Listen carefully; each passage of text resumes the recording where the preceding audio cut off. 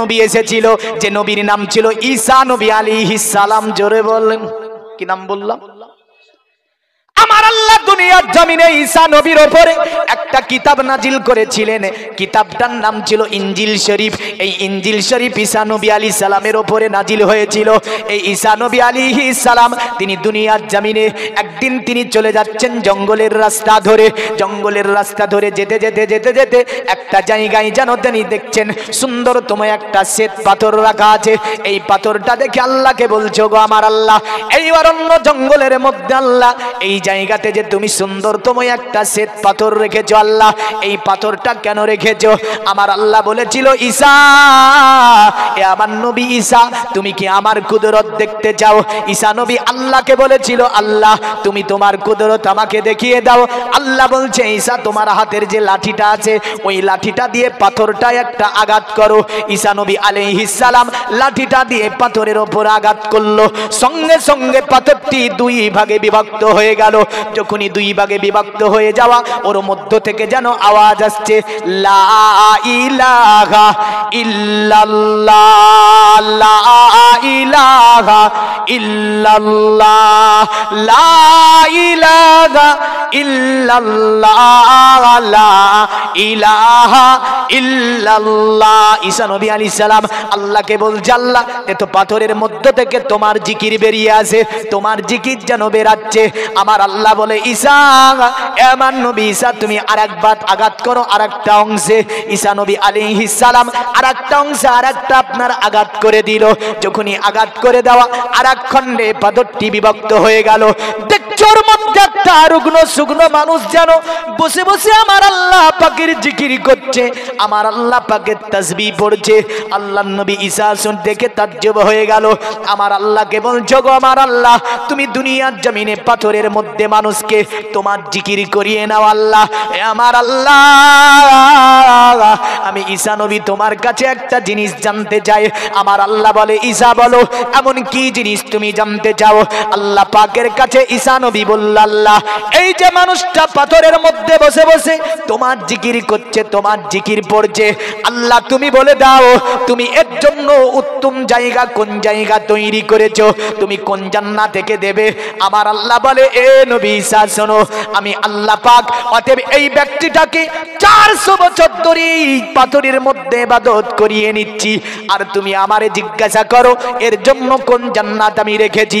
শোনো, তোমার পরে এই দুনিয়ার জমিনে একজন নবীকে পাঠাবো, তোমার পরে একজন নবী দুনিয়াতে যাবে, ওই নবীর ওপরে একটা রাত্রি দেব, একটা মাস দেব, যে মাসের 14 দিবাগত রাত্রিতে যদি ওই নবীর উম্মতেরা মাত্র একটা রাত্রি ইবাদত করে নিতে পারে, আমি আল্লাহ 400 বছরের চেয়েও নেকি ওই নবীর উম্মতকে দান করব। আরো জোরে বলবেন না? কত বছরের?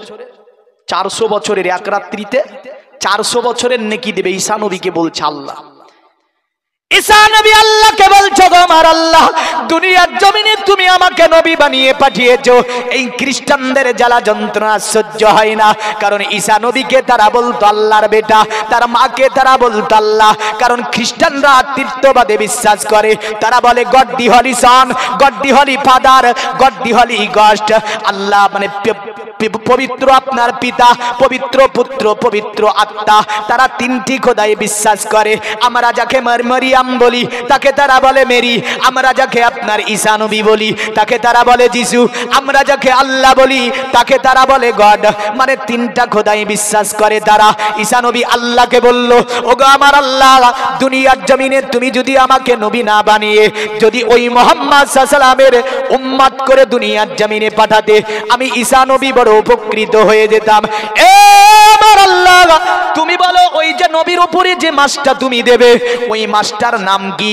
আল্লাহ বলল, এই ঈসা, ওই মাসটার নাম হচ্ছে সাবানুল মুআজ্জাম। কি নাম? এই মাসটা যে চলছে, কি মাস চলছে? সকলে বলে দেয়, কিন্তু শাবান মাস বলতে পারে না। তারিখ কত হলো? না, চাঁদ নিয়ে যদিও বলেছে এক কমিটি যে গতকাল চাঁদ হয়েছে, কেউ বলছে না গত পরশু চাঁদ হয়েছে। হিসাব মতো 2-3 তারিখ পড়ে যাচ্ছে এই শাবানুল মুআজ্জামের। তাহলে এই শাবানুল মুআজ্জামের 14 দিবাগত রাত্রি যে উম্মতটা ইবাদত করে নেবে তার নামায়ে আমালে 400 এর বেশি নেকি আল্লাহ 400 বছরের নেকি আমার আল্লাহ দেবে। জোরে বলবেন না? ঈসা নবী তাই বলল, আল্লাহ ওই নবীটার নামটা কি হবে? আমার আল্লাহ বলল, এ নবী ঈসা, কেন আমি তোমাকে বলে দিইনি ওই নবীর নাম হবে আহমদ। জোরে বলেন, কি নাম হবে? কোরআনে বলছে মুবাশশিরাম বিরাসূলি ইয়াতি মিন বাদি ইসমুহু আহমদ। তাই ঈসা নবী সম্প্রদায়কে বললে, আমার সম্প্রদায় পৃথিবীর জমিনে আমি নবী ঈসা, আমার পরে এই ধরাতে একজন নবী আসবে যে নবীর নাম হবে আহমদ। কি নাম হবে? আহমদ। এই আহমদ নামটা সনাতন ধর্মের কিতাবও আছে। আহমদ নামটা শুধু কোরআনে আছে তা নয়, সনাতন ধর্মে বেদে আছে আহমিদ্দি পিতুসপুরি মেদা মৃতসযগ্র। আহমদ নামে একজন ব্যক্তি দুনিয়াতে আসবে। জোরে বলেন, আহমদ নামে দুনিয়াতে একজন ব্যক্তি আসবে। এখন এই যে আহমদ, ঈসা নবী আল্লাহকে বলল, আল্লাহ এই আহমদের কি আর দ্বিতীয় নাম হবে? আহমদের কি আর অন্য কোন নাম হবে? আমার আল্লাহ বলল, শোনো, আহমদকে দুনিয়াতে মোহাম্মদ নামে পরিচিত ঘটাবো আমি আল্লাহ, তাকে মোহাম্মদ নামে সকলে চিনে থাকবে। অতএব আমাদের নবীর নাম হচ্ছে মোহাম্মদ সাল্লাল্লাহু আলাইহি সাল্লাম। আল্লাহ পাক কোরআনুল কারীমে এইভাবে বলছেন, মা কানা মুহাম্মাদুন আবা আহাদিম মির রিজালিকুম ওয়ালাকির রাসূলুল্লাহি ওয়া খাতামান নাবিয়্যিন ওয়া কানাল্লাহু বিকুল্লি শাইইন আলিমা। মুহাম্মদ সাল্লাল্লাহু আলাইহি ওয়াসাল্লাম কোন পুরুষের পিতা নয়, আর ইনি হচ্ছে নবীদের সমর্পণকারী নবী, কারণ আর কোন নবী রাসূল এই ধরাতে আমি আল্লাহ পাঠাবো না। জোরে বলেন সুবহানাল্লাহ। এ দুনিয়ার মুমিন মুসলমান, এখন আমি দেখি মুহাম্মদ সাল্লাল্লাহু আলাইহি ওয়াসাল্লামের নামগুলো তারা কেমন করে উল্লেখ করতে চাইলো।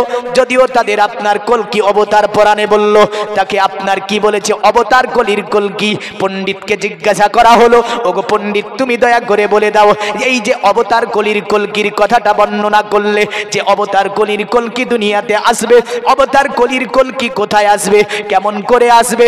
এই অবতার কলির কলকির কি আর অন্য কোন নাম হবে? বলল, হ্যাঁ, অবতার কলির কলকির আর একটা নাম হবে মধ্যবর্তীতা দেবাদাক্রান্তে প্রাকৃতিতা বিষ্ণাং ভক্কয়েত সাদামেদা শাস্ত্রে চাশ্রিতা। অবতার কলির কলকির আর একটা যে নাম হবে, ওই নামের প্রথম অক্ষর হবে ম, আর শেষ অক্ষর হবে দ।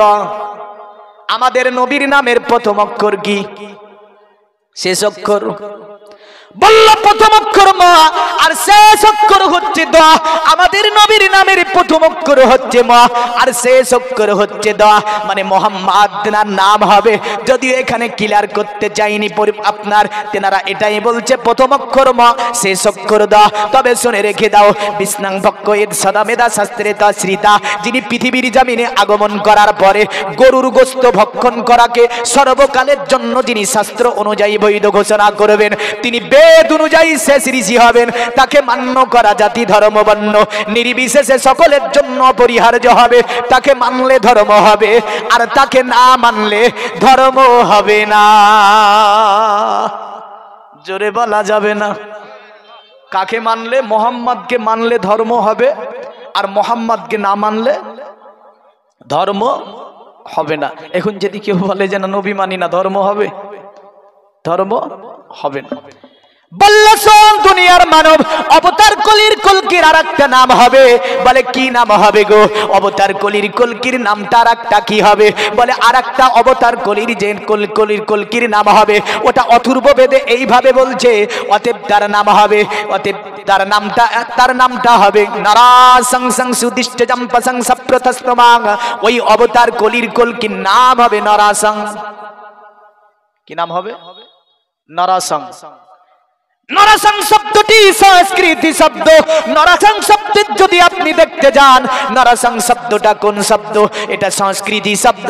নরাসাং শব্দের বাংলা কি হতে পারে? নরাসাং শব্দের বাংলা হবে প্রশংসিত।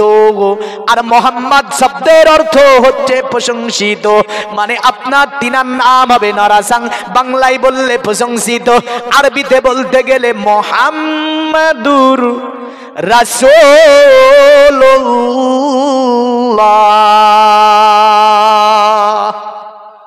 সাল্লাল্লাহু আলাইহি ওয়াসাল্লাম। আবার দেখেন কি বলছে, বলে অবতার গলির কলকি কোথায় আসবে? কাল কোরআনে বলল আপনার ভারতের প্রাচীন একটা কিতাব যার নাম হচ্ছে মহাভারত। এই মহাভারতে বলল কাল কোরআনে বিষ্ণু যশেতে নামেতে ব্রাহ্মণ সম্বল নগরেতে জন্ম লইবেন, তখন মহাবীর্য মহাবুদ্ধি কলকিতার ঘরে জন্মিবে যথাকালে দেবকার জাতরে, মানে তিনি আসবে সম্বুল নামে শহরের ওপরে। কোথায় আসবে? সম্বুল। সম্বুল শব্দের অর্থ কি? আমানতের এলাকা, শান্তির এলাকা, অতএব শান্তির শহর। আর যাকে আরবিতে বলে ওয়াহাজাল বালাদিল আমিন, আমানতের শহর হচ্ছে মক্কা, আমানতের শহর হচ্ছে মক্কাতুল মুকাররমা, শান্তির শহর হচ্ছে মক্কা। জোরে বলেন। তো নবী এসেছে কোন জায়গায়? এসেছে কোথায় নবী? মক্কাতে। আমার নবী এসেছেন মক্কায়। কেন মক্কায় এসেছে জানেন? মক্কার এত সম্মান কেন? মক্কার এত তাজিম কেন? এখন বলবেন কাবা আছে, বলবে না? বলবে। আমার নবী আল্লাহকে এটা বলেছিল, আল্লাহ মক্কা তুমি কসম করেছো বারবার, আল্লাহ তুমি মক্কার এত সম্মান কেন দিয়েছো তোমার কাবার জন্য? আমার নবীকে আল্লাহ বলছে, না গো নবী না, কাবার জন্য আমি মক্কার সম্মান দিইনি। আমার নবী আল্লাহকে বলছে, আল্লাহ তাহলে কাবার মধ্যে একটা পাথর আছে, পাথরটির নাম হচ্ছে হাজরে আসওয়াদ পাথর, এই পাথরের জন্য তুমি মক্কার সম্মান দিয়েছো। আল্লাহ বলছে, না গো নবী না, এই হাজরে আসওয়াদ পাথরের জন্য আমি আল্লাহ সম্মান দিই না। আমার নবী আল্লাহকে বলে, আল্লাহ তাহলে মক্কাতে আরো দুটি জায়গা আছে, যে জায়গা দুটির নাম হচ্ছে সাফা এবং করে মারোয়া। আল্লাহ এই সাফা মারোয়ার জন্য মক্কার এত সম্মান দিয়েছো। আমার আল্লাহ বলছে, না গো নবী না। আমার নবী আল্লাহকে বলছে, আল্লাহ তাহলে মক্কার আর একটা জায়গার নাম আমি বলবো। আমার আল্লাহ বলছে, কোন জায়গা? বলে আরাফাতের ময়দানের জন্য মক্কার সম্মান দিয়েছো। আল্লাহ বলছে, না গো নবী না, আরাফাতের ময়দানের জন্য নয়। আমার নবী আল্লাহকে বলছে, আল্লাহ তাহলে মক্কার এত সম্মান কেন? মক্কার এত তাজিম কেন? মক্কার কসম কেন তুমি এইভাবে করলে? আমার আল্লাহ বলে, আমার হাবিব মক্কার আমি কসম এই কারণেই করেছি, লা উকসিমু বিহাজাল বালাদ ওয়া আনতা হিল্লুম বিহাজাল বালাদ ওয়া ওয়ালিদিউ ওয়া মা ওয়ালাদ। এ নবী মক্কাতে আপনি জন্মগ্রহণ করেছেন, আপনার পিতৃপুরুষ যারা তারা ওই মক্কাতে জন্মগ্রহণ করেছে, এই কারণে আমি আল্লাহ মক্কার কসম করেছি। আল্লাহ হুম্মা সাল্লি আলা মাওলানা মুহাম্মদ ওয়া আলা আলি।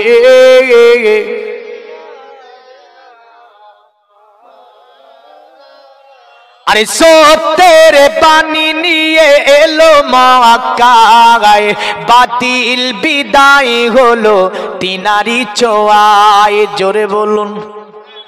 সত্যের বাণী নিয়ে এলো মক্কায়, বাতিল বিদায় হলো তিনারি ছোঁয়ায়। বেদিনেরা কয় পূজা নেহি হয়, বেদিনেরা কয় পূজা নেহি হয়। মক্কাতে আলামিনো রায় ও নবী, নবীজি আমার, ও নবী, নবীজি আমার, ও নবী, নবীজি আমার, ও নবী, নবীজি আমার, ও নবী, নবীজি আমার। আরে মদিনাবাসী খুশির মাতো মোদের কোলে এলো নূরেরই বদন, পাবো কি আমন তোমায় করিব যাতন। ও নবী নবীজি আমার, ও নবী নবীজি আমার, ও নবী নবীজি আমার, ও নবী নবীজি আমার। আল্লাহুম্মা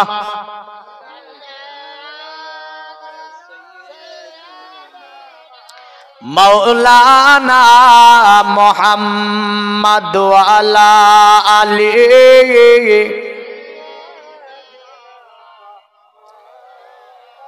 পৃথিবীর মুমিন মুসলমান, এই যে অবতার কলির কলকি সম্বলে আসবে, বলল বাবার নামটা হবে অবতার কলির কলকির, বিষ্ণু যশ নাম হবে তার, কারণ সম্বলে বিষ্ণু যশেতে গ্রহে মহাদুর্ব মহামুসুমা তাংসুমা তাং মাতুরি বিভো, মানে ওই অতএব অবতার কলির কলকির বাবা যিনি হবে তিনার নাম হবে বিষ্ণু যশ। বিষ্ণু যশ শব্দটি হচ্ছে সংস্কৃতি শব্দ, এই শব্দের যদি বাংলা করা হয়, বাংলা হবে আল্লাহর দাস, বাংলা হবে আল্লাহর গোলাম, আর যদি আরবি করা হয়, আরবি হবে আব্দুল্লাহ, মানে তার বাবার নাম হবে আব্দুল্লাহ।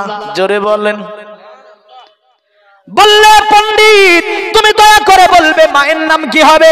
বলে হমসুমা তাং মাধুরী বিবো। ওই অতএব অবতার কলকিকে যে নারীটা জন্ম দেবে, এই নারীটা হবে বড় ভাগ্যবতী, এই নারীটা হবে বড় মাধুর্যবান, এই নারীটা হবে বড় আদর্শবান। বলে নাম হবে তার সুমতি। সুমতি শব্দের অর্থ হচ্ছে আপনার সুন্দরী। সুমতি শব্দ সংস্কৃতি শব্দ এটা একটা, অতএব সুমতি শব্দের অর্থ মাধুর্যবান, সুমতি শব্দের অর্থ হচ্ছে চরিত্রবান। আর আরবিতে যদি করা হয় সুমতি শব্দটাকে, আরবি হবে আমেনা, মানে ওই অবতার কলির কলকির মায়ের নাম হবে আমেনা। বলেন তো আমার নবীজির বাবার নাম ছিল আব্দুল্লাহ, মায়ের নাম ছিল আপনার আমেনা। যারা তারা বলল এইভাবে অতএব তার বাবার নাম হবে বিষ্ণু যশ আর মায়ের নাম হবে সুমতি, মানে সুমতি নারী তাকে জন্ম দেবে। পণ্ডিতকে বলল অবতার কলির কলকি দুনিয়াতে যে আসবে, ওই দিনটা কি হবে, মাসটা কোন মাস হবে, অতএব তিনি যে দুনিয়ার জমিনে কোন মাসে দুনিয়াতে আসবে এটা কি বলা যাবে না? বলে হ্যাঁ, কেন বলা যাবে না? বলল শুনে রেখে দাও দাদো সং শুক্ল পক্ষসি মাধবী মাসি মাদাবং যাতে দ্রষ্টং পুত্রং পিতৃ ঘুষ্ট মানুষ্য। অতএব অবতার কলির কলকি দুনিয়ার জমিনে আসবে, তিনি মাধব মাসের শুক্ল পক্ষসি দ্বাদশীতে তিনি দুনিয়ার জমিনে পদার্পণ করবে। মাধব মাস যদি দেখতে যান, মাধব মাস বলা হয় বৈশাখ মাসকে। বিক্রমী ক্যালেন্ডারের মতে বৈশাখ মাস হচ্ছে বসন্তের মাস। বসন্ত শব্দটি বাংলা শব্দ, এর যদি আরবি করা হয়, আরবি হবে রবি। আর শুক্ল পক্ষসা, আপনার সনাতন ধর্মে চাঁদকে দিভাগে ভাগ করা হয়, প্রথমা অংশ দ্বিতীয় অংশ। প্রথমা অংশকে সংস্কৃতি ভাষায় বলা হয় শুক্ল পক্ষসা, মানে তিনি প্রথমা অংশে আসবে। প্রথম শব্দটি বাংলা শব্দ, এর যদি আপনার আরবি করা হয়, আরবি হবে আউয়াল। তাহলে দুটি শব্দের সংযোজন যদি দেওয়া হয়, অর্থ হবে রবিউল আউয়াল। কি হবে? রবিউল আউয়াল। দাদু সাং রবিউল আউয়ালের 12 তারিখে পৃথিবীর জমিনে তিনি জন্মগ্রহণ করবে। বলে তিনি দুনিয়ার জমিনে যখন জন্মগ্রহণ করবে, যাতে দ্রষ্টাং পুত্রং পিতৃ ঘুষ্ট মানুষ্য, তিনি জন্মগ্রহণ করাতে মা এবং করে দাদু যেন অতিশয় যেন খুশি হয়ে যাবে। পণ্ডিতকে বলে পণ্ডিত দাদুর কথাখানা উল্লেখ করলে, মায়ের কথাখানা উল্লেখ করলে, কারণ বাচ্চা জন্ম দিলে দাদু খুশি হয়, মা খুশি হয়, আর তার সাথে বাপও খুশি হয়। কিন্তু অবতার কলির কলকি আসাতে যাতে দ্রষ্টাং পুত্রাং পিতৃ ঘুষ্ট মানুষ্য, দাদু খুশি হবে আর মা খুশি হবে। বাবার কথা তো উল্লেখ করো না, তার বাবার কথা কেন বলো না? বাবা কি খুশি হবে না? পণ্ডিত বলেছিল শুনে রেখে দে, অবতার কলির কলকি দুনিয়াতে যখন আসবে, তিনার বাবা দুনিয়াতে থাকবে না, কারণ তিনি এতিম হয়ে দুনিয়ার জমিনে আসবে। আমার নবীজি দুনিয়াতে এসেছে এতিম হয়ে, তাই আমার আল্লাহ কোরআন দিয়ে বলছে ফাআম্মাল ইয়াতীমা ফালা তাকহার। এ নবী, আপনাকে আমি ইয়াতীম পেয়েছি, অতঃপর আপনাকে আমি আল্লাহ আশ্রয় দিয়েছি। জোরে বলেন। আমার নবী ইয়াতীম হয়ে দুনিয়াতে এসেছে। শুধু তাই নয়, আজ থেকে 1500 বছর আগেকার মহান পণ্ডিত হযরত আসমানি কিতাবের মহান পণ্ডিত যার নাম ছিল আপনার সাতিহি জ্যোতিষী, কি নাম বললাম? ইনাকে নিয়ে অবতার কলকি সম্পর্কে তিনি আজ থেকে 1500 বছর আগে সিরিয়ার বাদশাকে কথা বলেছিলেন। যেই দিন আমার নবী দুনিয়ার জমিনে পদার্পণ করলেন, আল্লাহর নবী যেই দিন দুনিয়াতে মক্কাতুল মুকাররমাতে মা আমিনার ছোট্ট কুটিরের মধ্যে আমার নবী দুনিয়াতে আসলেন, এই ছেলেটি বড় বিচিত্রপূর্ণ ছিল। কারণ বেদে বলেছে আপনার এইভাবে অশ্বমাসু গমারুহে দেবদত্তং জগৎপতি অসিনা সাধুদামান নমস্তে সবার যে গুণানি বিধান চিররান্না সোনা খোনাং হয়েনা প্রতিমুদ্দাতিং নিপ্রলিঙ্গ 14 কোটি সোনিয়ন সাতিং অথতে সাং ভবিষ্যন্তি মানাংসি বিসাদানিবে বাসুদেবাঙ্গারাগাতি পুণ্য কারণ ওই ছেলেটি বড় বিচিত্রপূর্ণ ছেলে হবে। কারণ দুনিয়াতে যখন মা আমেনার ঘরে আমার নবীজি দুনিয়াতে পদার্পণ করলেন, আল্লাহর নবী দুনিয়াতে আসছে, আর সিরিয়ার জমিনে যেন আপনার আলোড়ন সৃষ্টি হয়ে যাচ্ছে। ওই রাত্রিতে সিরিয়ার বাদশা যেন আপনার ঘুমন্ত অবস্থায় আছে, সিরিয়ার বাদশা যেন একটা স্বপ্ন দেখছে, বুঝলেন? স্বপ্নে যেন দেখছে সুন্দরতম একটা ঘোড়ার পৃষ্ঠে একজন সুন্দর মানুষ চড়ে আছে। আর সিরিয়া ঢুকতে একটা নদী ছিল, নদীটার নাম ছিল দাজলা নদী। এই দাজলা নদী পার হয়ে যেন একজন ব্যক্তি ঘোড়ার পৃষ্ঠে চড়ে সিরিয়ার মধ্যে প্রবেশ করছে। বাদশা চট করে ঘুম ভেঙে গেল। বাদশা ভাবছে তাজ্জুব ব্যাপার, দাজলা নদী পার করে সুন্দরতম মাথায় মুকুট পরানো আছে, দেখতে বড় সুন্দর চেহারা, যেন তিনি সিরিয়ার মধ্যে প্রবেশ করলো। এই স্বপ্নের তাবির কি হতে পারে? এই বাদশা পুরা রাত্রি ঘুম যেতে পারে না। সকাল হলো, জ্যোতিষীদেরকে ডাক করা হলো। বাদশার সিংহাসনে এত ভারী সিংহাসন যে সিংহাসনটি 10 জন লাগে চারতে, বললেন এমন ভারী সিংহাসন। এই সিংহাসন রাখা আছে, বাদশা গিয়ে বসতে যাবে, চট করে যেন সিংহাসন উল্টিয়ে পড়ে গেল। বাদশা তাজ্জুব হয়ে গেল, এত ভারী সিংহাসন যে সিংহাসনটি উঠাতে 10 জন মানুষ লাগে। আমি বাদশা জীবনে কোনোদিন এমন ঘটনা ঘটতে দেখি নাই। সিংহাসন যখন পড়ে গেল, বাদশা তাদেরকে লাগিয়ে সিংহাসন খাড়া করে নিল। অতঃপর বাদশা বসেছে, সিরিয়ার মানুষেরা দৌড় দিয়ে একটা দল আসার পরে বলছে, এ বাদশা আমাদের সিরিয়াতে যেন নতুন একটা কিছু দেখতে পেয়েছি। বলে কি দেখতে পেয়েছো? বলে আমাদের সিরিয়াতে সামোয়া নামে যে ঝর্ণাটা ছিল, আমরা কোনোদিন পানি দেখতে পাইনি, আজকে রাত্রিতে যেন হঠাৎ করে সামোয়া ঝর্ণাতে পানি বইছে। বাদশা তাজ্জুব হয়ে গেল। বাদশা বলছে তো তাজ্জুব ব্যাপার, সামোয়া ঝর্ণাতে কোনোদিন পানি কেউ দেখতে পাইনি, আজকে রাত্রিতে হঠাৎ করে সামোয়া ঝর্ণায় পানি। সঙ্গে সঙ্গে আর একটা দল ধরে এসে বলছে, এ বাদশা সিরিয়াতে তাজ্জুব ঘটনা ঘটে গিয়েছে। বাদশা বলছে কি ঘটনা ঘটেছে? বলে আমাদের মাসুয়া যে দরিয়াটা ছিল, জীবনে কোনোদিন আমাদের বাপদাদু 14 গোষ্ঠী পানি দেখতে পাইনি, ওই মাসুয়া দরিয়াতে যেন আজকে রাত্রিতে পানি ভর্তি হয়ে গিয়েছে। বাদশা তাজ্জুব হয়ে গিয়েছে। অনেক জ্যোতিষী তার দরবারে পূজা ছিল, বুঝলেন? বাদশা তাদেরকে বলল, এ জ্যোতিষীরা, তোদেরকে আমি বেতন দিয়েছি, খাবার দিয়েছি, এমন করে আমি তোদেরকে রেখেছি, আজকে এই ব্যাখ্যা তোদেরকে দিতে হবে। তারা আপনার ব্যাখ্যা দিতে সক্ষম হলো না, তারা বিভিন্ন কিছু করলো কিন্তু ব্যাখ্যা দিতে সক্ষম হলো না। তাদের মধ্য থেকে একজন বলল, এ বাদশা, এই তাবির আমরা বলতে পারবো না, এই ঘটনা কেন ঘটছে বলতে পারবো না, তবে বাদশা তোমাকে একটা কথা বলে দিতে পারবো, আমাদের সিরিয়াতে একটা বড় জ্যোতিষী আছে, যে বড় বড় জিনগুলোকে তাবে করে রাখতো, বড় বড় জিন দিয়ে বহু কাজ করাতো। এই সাথেই ছিল বড় আপনার ত্যাগী মানুষ। এই সাথীর কথা বাদশাকে বলল, বাদশা আমাদের সিরিয়াতে সবচেয়ে বড় জ্যোতিষী যিনি, তার নাম হচ্ছে সাতিহি জ্যোতিষী। ওই সাতিহি জ্যোতিষীর কাছে যদি যাওয়া যায় তাহলে নিশ্চয়ই এর তাবির বলে দিতে পারবে। বাদশা বলল, তাকে আনয়ন করা হোক। তারা বলল, না, সে আপনার দরবারে আসবে না, কারণ সে বড় একজন তাজ্জুব মানুষ, ও কারো কথাই চলে না, এমন একজন জ্যোতিষী তিনি সাতিহি, তার কাছে আপনাকে যেতে হবে। বাদশা বলল, আমি যেতে পারছি না, তবে প্রশাসন বাদশা পাঠিয়ে দিল, বলে যা, সাতিহির কাছে যাবার পরে সাতিহিকে আমার দরবারে হাজিরি করতে হবে। বাদশার প্রশাসন চলে গেল। বিখ্যাত আপনার বড় পণ্ডিত ছিল, আসমানি কিতাবের মহান পণ্ডিত, এমন করে পৃথিবীর জমিনে অনেক জ্যোতিষী মনুঋষির মন্ত্র নিয়ে যিনি আপনার সাধনা করত, এমন বড় একজন জ্যোতিষী ছিল তিনি। যখন বাদশার প্রশাসনেরা ওই সাতিহি জ্যোতিষীর কাছে পৌঁছে গেল, সাতিহি ওই সময় মৃত্যু শয্যায় পড়ে আছে।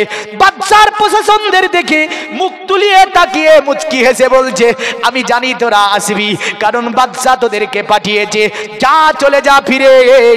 বাদশা রাত্রিতে যে স্বপ্নখানা দেখেছে, এই স্বপ্নের কথা আমি আসমানি সহিত শরীফার মধ্যে পড়েছি যে সিরিয়ার বাদশা একটা স্বপ্ন দেখবে, দাজলা নদী পার করে ঘোড়ার পৃষ্ঠে চড়ে কেউ যেন সিরিয়ায় প্রবেশ করবে। এই স্বপ্নটা বাদশা দেখেছে না, তারা তাজ্জুব হয়ে গেল। বাদশা কথা শুনে বলে, আপনি কেমন করে জানলেন? এই ঘটনা আপনাকে কে বলে দিয়েছে? বলে, আমি জানি পৃথিবীর জমিনে এমন একজন মানবের আবির্ভাব ঘটবে, সেই দিন সিরিয়ার বাদশাকে আল্লাহ এই স্বপ্ন দেখাবে। আরো জোরে বলা যাবে না? তারা তাজ্জুব হয়ে বললে, তাহলে কে এসেছি? বলে, এসেছে বলবো, তবে শুনে রেখে দে, আজকে সামুয়া মাসোয়া জান্নাতে পানি দেখতে পেয়েছিস। এই কথাটি তাওরাতে লেখা আছে, জবুর ইনজিলে আল্লাহ পাক বলে দিয়েছে যেই দিন আখেরি নবী মুহাম্মদ দুনিয়ার জমিনে আগমন করবে, সিরিয়ার ঝরনাতে পানি ভর্তি হবে সেই দিন, যেই দিন মুহাম্মদ দুনিয়াতে আগমন করবে। শুধু তাই নয়, আজকে রাত্রিতে সিরিয়ার যে গির্জাখানা আছে, মন্দিরটা রয়েছে, ওই মন্দিরে আজকে পূজা হয়নি। জ্যোতিষীদের জিজ্ঞাসা করে দেখবি আজকে পূজা রাত্রি বন্ধ ছিল। আল্লাহ পাক বর্ণনা দিয়েছে, যেই দিন আমার নবীকে দুনিয়াতে পাঠাবো আমি আল্লাহ পাক সেই দিন মন্দিরে পূজাকে বন্ধ করে দেব। সেই দিন আমি আল্লাহ অগ্নি পূজা হবে না, আগুনকে নিভিয়ে দেব। এমন করে আমি আল্লাহ দুনিয়াতে যেই দিন নবীকে পাঠাবো, ওই নবী দুনিয়াতে যখন চলে যাবে, সেই দিন দুনিয়ার মূর্তিরা পর্যন্ত আমার নবীকে সম্মান জানাবে। জোরে বলেন সুবহানাল্লাহ।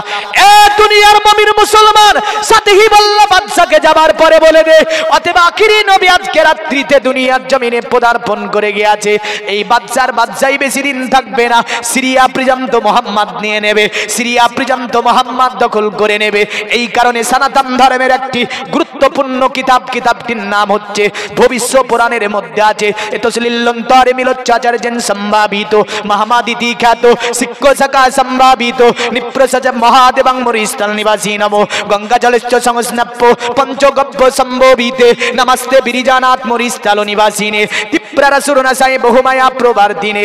সেই দিন সাধী বলেছিল অতি তাড়াতাড়ির মধ্যে মুহাম্মদ মক্কা জয় করবে, মদিনা জয় করবে, সিরিয়া জয় করবে, এমন করে পুরা এলাকাকে যিনি শাসন করবে তিনি হবে মুহাম্মদ। তাই ভবিষ্য পুরাণে বলছে মরুস্থলে আগমনকারী যেই ব্যক্তিটা শিক্ষশাখা সম্ভাবিত, মানে তিনি দলবল নিয়ে মক্কা শাসন করবে, মক্কার পার্শ্ববর্তী যত জায়গাগুলোকে তিনি শাসন করবে। শুধু তাই নাই, পৃথিবীর জমিন থেকে অশ্লীলতা মিটাবে যিনি, তিনি আব্দুল্লাহ ছেলে মুহাম্মদুর রাসূলুল্লাহ। মানবকে যিনি মানব হিসাবে প্রতিষ্ঠিত করবে তিনি আব্দুল্লাহ ছেলে মুহাম্মদ সাল্লাল্লাহু আলাইহি ওয়াসাল্লাম। দুনিয়াতে যে দুনিয়ার জমিনে যিনি কুসংস্কারের অবসান ঘটাবে তিনি আব্দুল্লাহ ছেলে মুহাম্মদ সাল্লাল্লাহু আলাইহি ওয়াসাল্লাম। যিনি শান্তি কায়েম করবে তিনি আব্দুল্লাহ ছেলে মুহাম্মদ সাল্লাল্লাহু আলাইহি ওয়াসাল্লাম। তাই তারা আজ থেকে আপনার মোটামুটি ভাবে 6000 বছর আগে বলেছিল, অতএব 6000 বছর আগে তারা বলেছিল নমস্তে বিরিজানাথ মরিস্থলে নিবাসিনে, এ মরিস্থলে আগমনকারী ব্যক্তি তোমাকে জানাই আমরা প্রণাম, তোমাকে জানাই আমরা সাধুবাদ, তোমাকে জানাই আমরা সাধুবাদ। তীব্রা সুরনা সেই বহুমায়া প্রবর্ধিনে, দয়া করে তুমি যদি আমাদেরকে একটু আশ্রয় দিয়ে দাও, আমাদের দুটি জগতে কোনো ভয় থাকবে না। কার আশ্রয়? মুহাম্মদ সাল্লাল্লাহু আলাইহি ওয়াসাল্লামের। জোরে বলেন, কার আশ্রয় চেয়েছিল তারা? মানে মুহাম্মদকে যদি পেয়ে যাও তাহলে দুটি জগতে কোনো অসুবিধা আছে নাই। কিন্তু আমরা নবীকে পেতে চাইনি, চেয়েছি, আমরা নবীকে পেতে চাইনি। এ দুনিয়ার মুমিন মুসলমান, তাই বলেছে শুনে রেখে দে, দুনিয়াতে যিনি শান্তি কায়েম করবে। আজকে আমরা যদি দেখতে যাই মুসলমানদের অবস্থা, ভারতবর্ষের সারজামিন নয় সমগ্র পৃথিবীতে মানুষের সংখ্যা এখন আপনার 800 কোটি প্লাস। কত কোটি? 800 কোটি প্লাস। 30 থেকে 32% মুসলিম, বাদ বাকি আর 60 থেকে 68% আপনার মোটামুটি ভাবে হিন্দু, জৈন, খ্রিস্টান, নাসারা, দলিত, আদিবাসী, এমন করে 3000-এর অধিক ধর্ম এই দুনিয়ায়, 3000-এরও বেশি ধর্ম। আর মুসলিম হচ্ছে এর মধ্যে মাত্র কত পার্সেন্ট? 30 থেকে 32%। সমগ্র দুনিয়ার ইতিহাস দেখুন, সব জায়গাতে মুসলমান অত্যাচারিত, মুসলমান নির্যাতিত, মুসলমান পদদলিত হয়েছে। আজ ভারতের সারজমিনের দিকে তাকালেও দেখতে পাই ইউপি থেকে নিয়ে এমন করে বিভিন্ন জায়গাতে মুসলমানরা অত্যাচারিত। কুম্ভ মেলায় যে দেখলো না, মুসলমান প্রবেশ নিষেধ, যেতে পাবে না। কি অবস্থা না ঘটলো বললেন আল্লাহ পাক।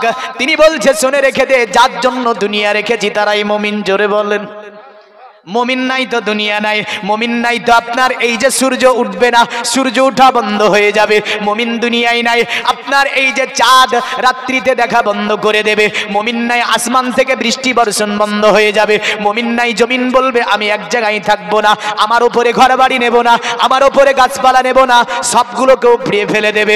মুমিন নাই, আল্লাহ বলছে কিছুই আবাদ হবে না। অতএব মুমিন যখন থাকবে না, পাহাড় বলবে আমি থাকবো না এমন করে দুনিয়াতে পেরাকের মতো করে, কারণ পাহাড় বলবে দুনিয়া থেকে উড়ে যাব। পাহাড়গুলোকে আমার আল্লাহ পাক উড়িয়ে দেবে তুলার মতো করে, কারণ মুমিন যতদিন দুনিয়ায়, পৃথিবী ততদিন ঠিকভাবে চলবে। আর মুমিন নাই তো দুনিয়া আপনার উল্টিয়ে যাবে। আর এদের কি ঘুরে ঘুরে মারতে চাই, কি করে এদের কি ঘুরে ঘুরে মারতে চাই। মুসলমান, আজ থেকে আপনি ইতিহাস দেখুন, আমার নবীজির জামানায় সাহাবীরা 313 জন সাহাবী আপনার মধ্যখানে রয়েছে, চতুর্দিকে বেঈমান বেদিন কাফের রয়েছে। কিন্তু আপনার মুসলমানরা প্রথম রাষ্ট্র কায়েম করলো 313 জন ব্যক্তিকে নিয়ে মদিনাতুল মুনাওয়ারায় ইসলামের রাষ্ট্র কায়েম করে দিল। এত হাজার হাজার লক্ষ লক্ষ কোটি কোটি বেঈমান বেদিনে আল্লাহর নবীর সাহাবীদের কিঞ্চিত পরিমাণ ক্ষতি করতে পারেনি। জোরে বলেন সুবহানাল্লাহ। আজ যদি আমরা দেখতে যাই এই ভারতবর্ষের সরজমিনে খাজা গরিবে নামাজ তিনি 40 জন ব্যক্তিকে নিয়ে আসার পরে বাসনিতে আপনার কি করলেন, তাম্বুকে গেড়ে দিলেন, চতুর্দিকে বেঈমান বেদিন। ওই সময় আজমি শরীফের বিখ্যাত রাজা যার নাম ছিল পৃথ্বীরাজ, এই পৃথ্বীরাজ বলল 40 জন ব্যক্তিকে এখান থেকে তাড়িয়ে দেব, কারণ এটা সাধারণ একটা মামুলি বিষয় ছিল বাদশার কাছে। কিন্তু 40 জন ব্যক্তি এত মজবুত ব্যক্তি ছিল, ভারত থেকে তাদেরকে তাড়ানো যা আপনার সম্ভব হয়নি। তাদের উপরে বহু ধরনের কাজ করেছে, জাদু থেকে নিয়ে, টোনা থেকে নিয়ে, এমন করে বাদ্যযন্ত্র বিভিন্ন কিছু আপনার অগ্নি অস্ত্র ব্যবহার করতে চেয়েছে, কিন্তু তাদের কাছে কোনো কাজ দেয়নি। খাজা কি নিয়ে পৃথিবীর জমিনে, ভারতের সরজমিনে এত সুন্দরভাবে ইসলামকে কায়েম করে দিল? এটা কি আতাম্বাম ছিল, তালোয়ার ছিল, বল্লম ছিল, নাকি অন্য কোনো খাজার কাছে শক্তি ছিল? বিশ্বের সংস্থা গবেষণা করে বলল, শোন, খাজা গরিবে নামাজের কাছে যে শক্তিটা ছিল এটা অন্য কোনো শক্তি নয়, এটা ছিল খাজার ঈমান। কি ছিল? খাজা গরিবে নামাজের ঈমান।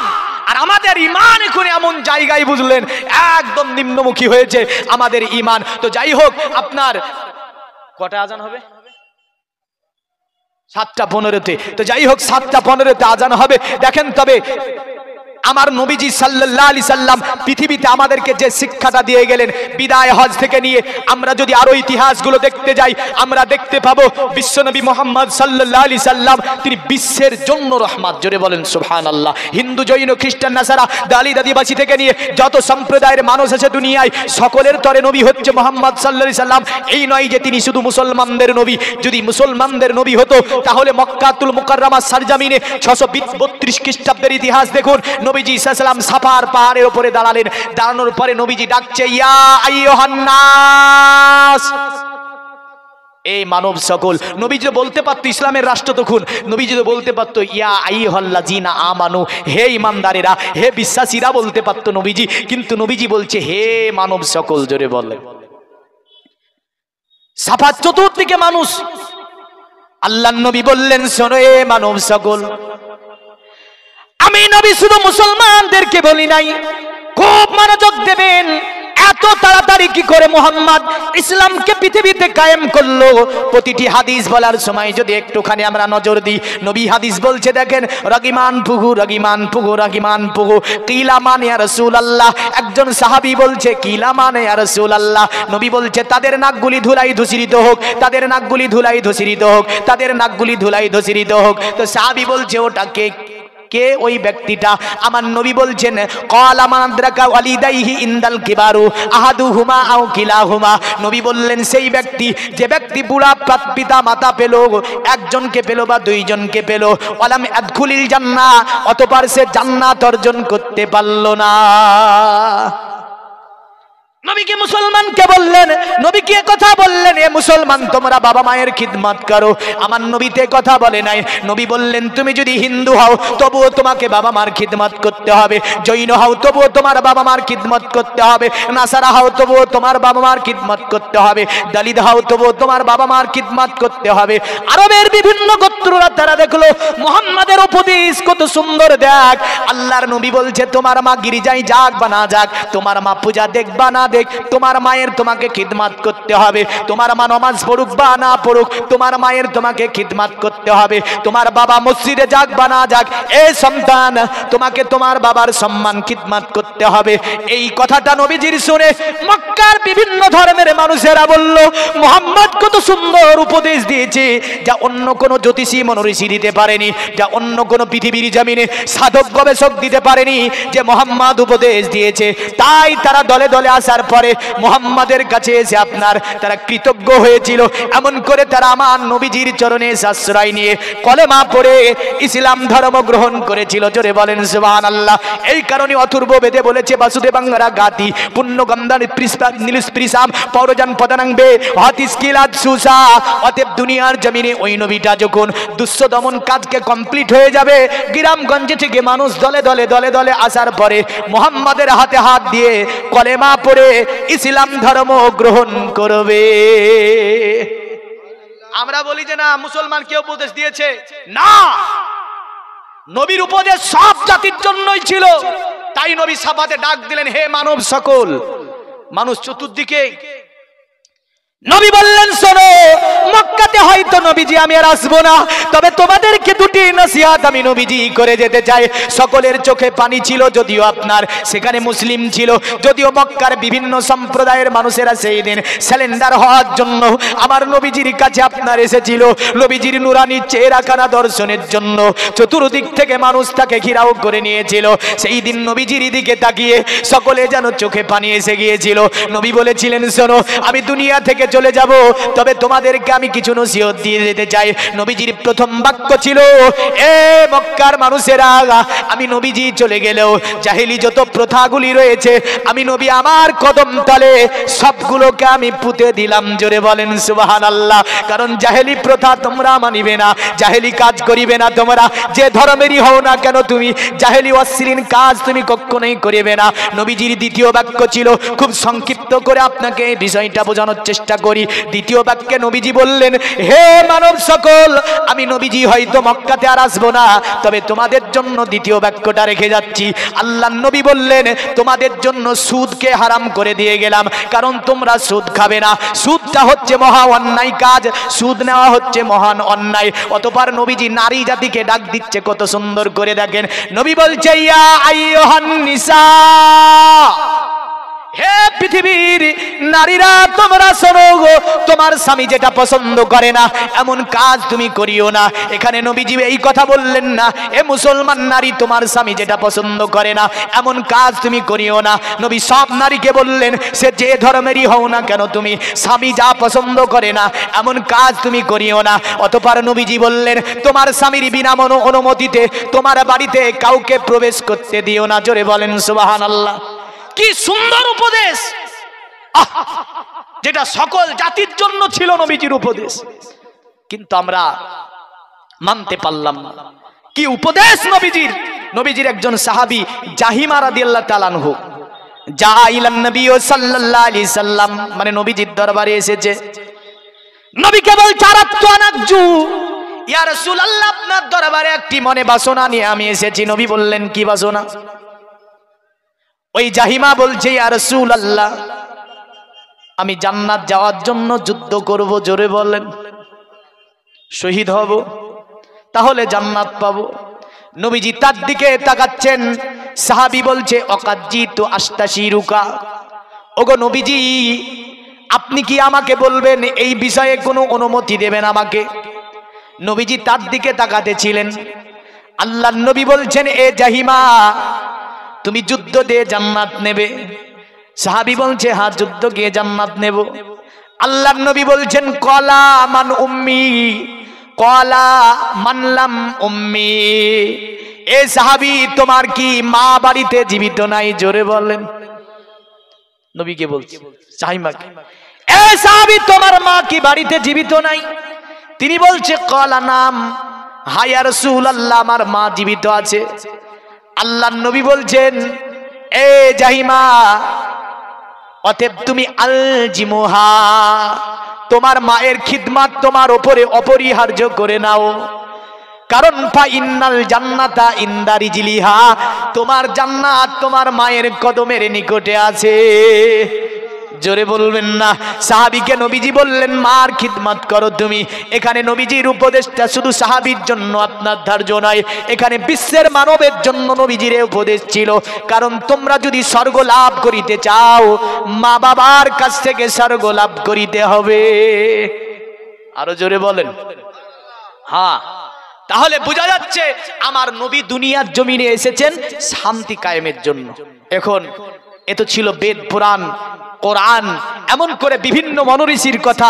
ছোট্ট করে একটা বিষয় আপনাকে বলে দিয়ে যাই, দেখেন টাইম আর নাই, কারণ যদি টাইম থাকতো বিভিন্ন অ্যাঙ্গেল পৃথিবীর বিভিন্ন বিজ্ঞান মুহাম্মদ সাল্লাল্লাহু আলাইহি সাল্লামকে নিয়ে গবেষণা করতে গিয়ে তারা তাজ্জুব হয়েছিল।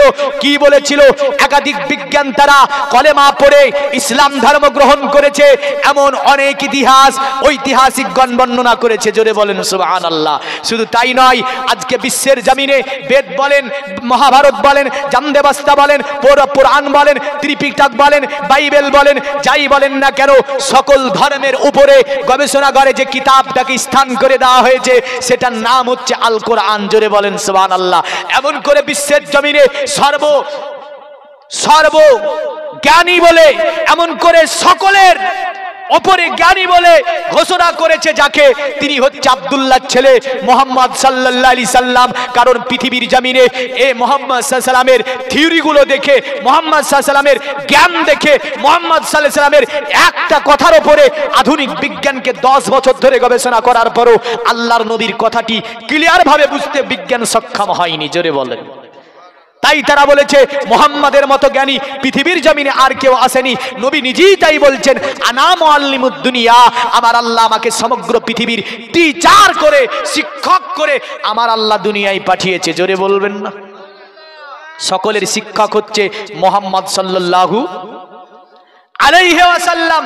এই মুহাম্মদ সাল্লাল্লাহু আলাইহি সাল্লামের প্রেম, ভালোবাসা, ইশক, মহব্বত, এটাই হচ্ছে ঈমান। আর ইনি যা দিয়ে গেলেন, আল্লাহ বলছে মা আতাকুমুর রাসূলু ফাকুজুহু ওয়া মা নাহাকুম আনহু ফান্তাহু, আমার নবী যা দিয়েছে তা তোমরা গ্রহণ করে নাও, নবী যা নিষেধ করেছে তা তুমি বর্জন করে দাও, তোমার জীবনটা সার্থক হয়ে যাবে, তুমি উপকৃত হয়ে যাবে, দুটি জগৎ তোমার জন্য কল্যাণ হবে। জোরে বলেন। তাহলে নবী যা দিয়েছে তা আমাদের নিতে হবে না? হবে না? ছোট্ট একটা কথা বলে দিয়ে যাব। এই কারণে মার্কিন যুক্তরাষ্ট্রের একজন বিখ্যাত বিজ্ঞানী, যার নাম ছিল নীল আর্মস্ট্রং, তিনি দুনিয়ার জমিনে এক বিজ্ঞানী সেমিনারে তিনি বলেছিলেন, দুনিয়ার মানুষ শোনো, আমি পৃথিবীতে বহু কিতাব রচনা করেছি, তবে সিরাতুন নবী যখন আমি রচনা করি, অতএব পড়ি, আমি চাঁদের মাটিতে 1969 খ্রিস্টাব্দে 20 জুলাই 10:56 তিনি যখন চাঁদের মাটিতে পা রেখেছিলেন, চাঁদের মাটিতে পা রাখার পরে দুনিয়াতে ফিরে আসলেন। ফিরে আসার পরে বিজ্ঞানীদেরকে বলল, শুনে রেখে দাও, আমি নীল আর্মস্ট্রং, আমি চাঁদের মাটিতে যাওয়ার পরে 3টি জিনিস দেখতে পেয়েছি। তারা জিজ্ঞাসা করলো, কি 3টি জিনিস দেখতে পেয়েছো? তিনি বলল, শুনে রেখে দাও, 2টি জিনিসের ফয়সালা আমি করে দিতে পারবো। তৃতীয় নাম্বার যে জিনিসটা আমি দেখেছি চাঁদের গায়ে, ওই জিনিসটা হচ্ছে চাঁদের এক প্রান্তর থেকে দ্বিতীয় প্রান্তর পর্যন্ত সুন্দর করে একটা রেখা টানা দেওয়া আছে, একটা যেন দাগ কেটে দেওয়া হয়েছে, আর এটার মানে আমি বুঝতে পারি না। তারা বলল, কি ব্যাপার ওটা? বলে, আমি তো বুঝতে পারি না এটার মানেটা কি হতে পারে। তারা আপনার বেদ খুললো, তার অর্থ খুঁজে পেয়েছিল না, মহাভারত খুললো, তাতে পেল না, জামদেবাস্তা খুললো, তাতে পেল না, ত্রিপিটক খুললো, তাতে পেল না। শেষ পর্যন্ত আল্লাহর নবী মুহাম্মদ সাল্লাল্লাহু আলাইহি সাল্লামের জীবনীমূলক আলোচনা দেখলো, এমন করে কোরআনের সংস্পর্শে আসলো, হাদিসের সংস্পর্শ আসার পরে দেখে আজ থেকে 1500 বছর আগে আব্দুল্লাহর ছেলে মুহাম্মদ দিনকে সত্যতা প্রমাণের জন্য আরবের বেঈমান বেদিন কাফেররা বলেছিল, মুহাম্মদ তুমি যদি দুনিয়ার জমিন থেকে আসমানের চাঁদকে যদি দ্বিখণ্ডিত করিয়ে দেখাতে পারো, পারো তাহলে আমরা তোমাকে নবী মেনে নেব। ওই দিন আব্দুল্লাহর ছেলে মোহাম্মদ দুনিয়ার জমিন থেকে শাহাদাত উংলি দিয়ে একটা দাগ মেরেছিল, আর দাগ মারার কারণে চাঁদ দ্বিখণ্ডিত হয়ে গিয়েছিল। আমার আল্লাহ বলে, হাবিব, পৃথিবীতে এমন মজেজা কোন নবী দ্বারা সংঘটিত হয়নি। আপনি দুনিয়ার জমিন থেকে আসমানের চাঁদকে দাগ মেরেছেন, চাঁদ দুই খণ্ডে বিভক্ত হয়ে গেছে। এ নবী, আপনি ইশারা করুন, আবারও জোড়া লেগে যাবে। জোরে বলেন সুবহানাল্লাহ। নবীজি ইশারা মেরেছিল, জোড়া লেগে গিয়েছিল। তবে আল্লাহ বলেছিল, হাবিব গো, এটা আমি চাঁদের গায়ে একটি নজিরকে রেখে দিলাম।